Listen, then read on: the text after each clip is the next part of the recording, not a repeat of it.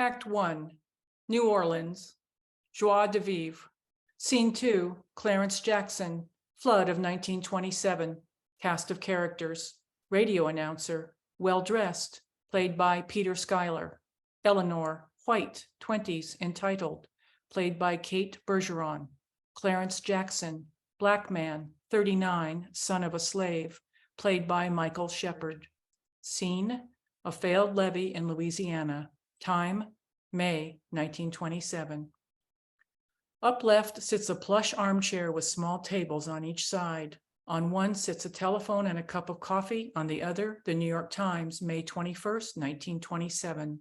A bell pull hangs nearby. A microphone stands up center.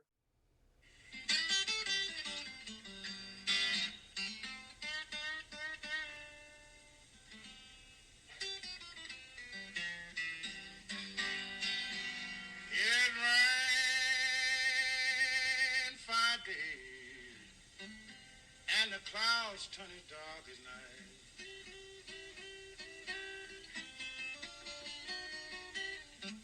Yes, it rained 5 days, and the clouds turn as dark as night.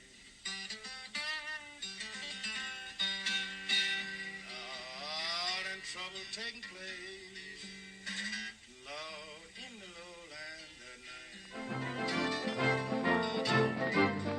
Eleanor, well-dressed, is seated in the armchair reading the New York Times. Ladies and gentlemen of the radio audience, good afternoon. This is Richard Terry, your intrepid reporter, coming to you from the Radio Corporation of America with news of consequence from around the globe.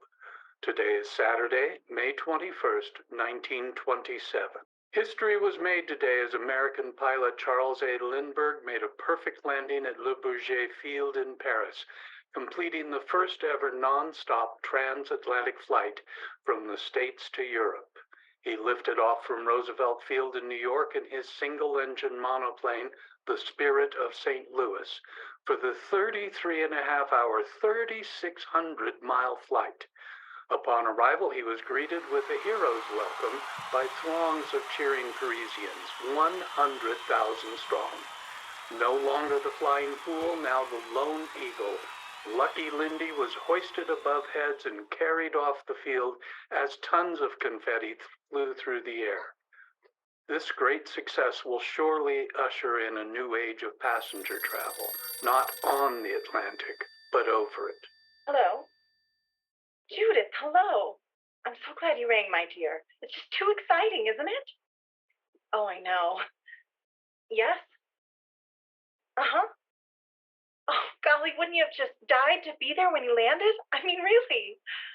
Daddy's over there. Business. Last week.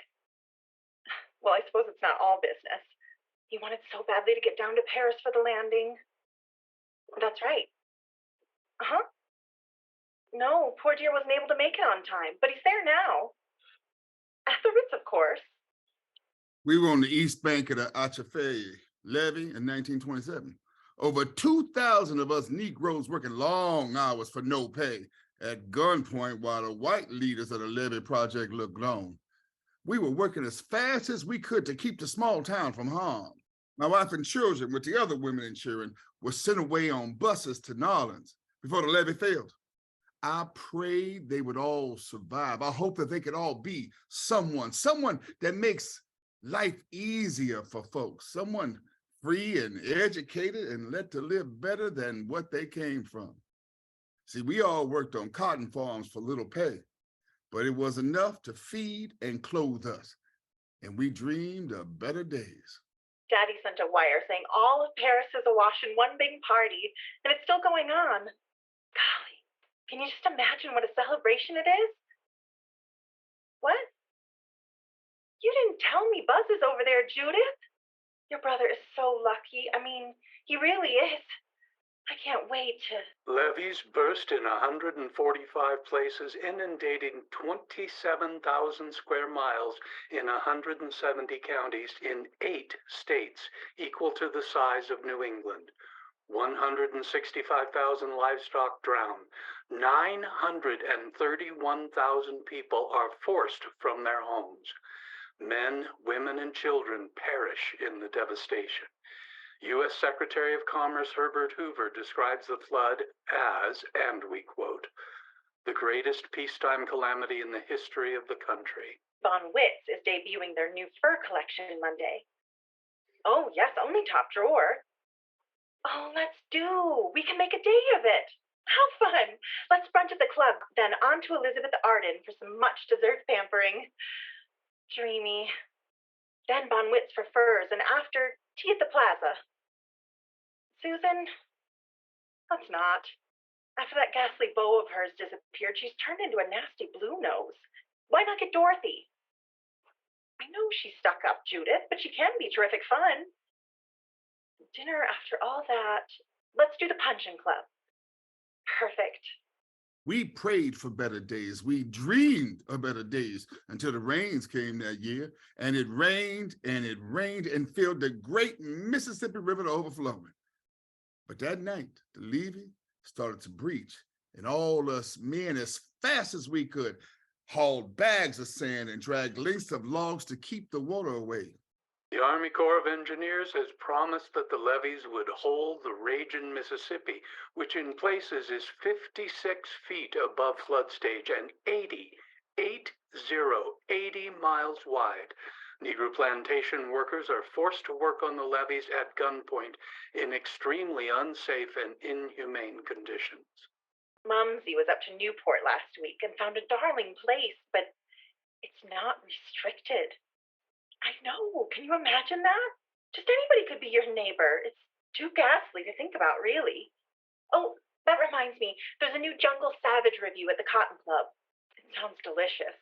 All those cute Cotton Club boys dancing about in skimpy jungle costumes, carrying long spears and jumping around. Sounds almost indecent. How exciting, Judith. We've simply got to go. And when it came, Lordy, it was flooding like the Bible. The wall of mud and water broke right through the levee in McCrae, and in the dark early morning, a whole stretch of levee just crashed into the river. The high water roared like 1,000 wild animals, and I swept away down the valley as well as me. And as I drowned in the cold, muddy waters, my thoughts were my wife and my children. And I prayed that they would find a future day where they could live without me anymore, that they would get some schooling, do better in New Orleans than they did here, where we barely hung on for so long. My wife was so beautiful, and she gave me 3 healthy children, and we lived in a wood shack. But it was bigger than what my daddy had when he was a slave. Now, he died a few years back at the age of 70. And he wanted for me a better life, a better free life. I picked cotton the way my daddy had. I lived on the farmer's land the way he had. My life was not so different from his, but I was free. No longer a slave. And did the best I could. Then the rains came, and after so many weeks, the god-awful flood.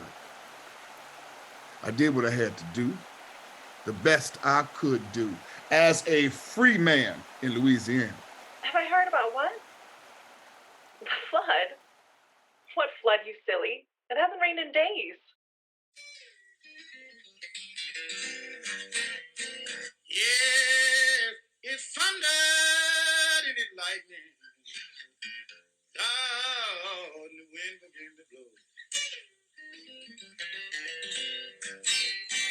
Oh, there was thousands of my poor people. At that time, they didn't have no place to go.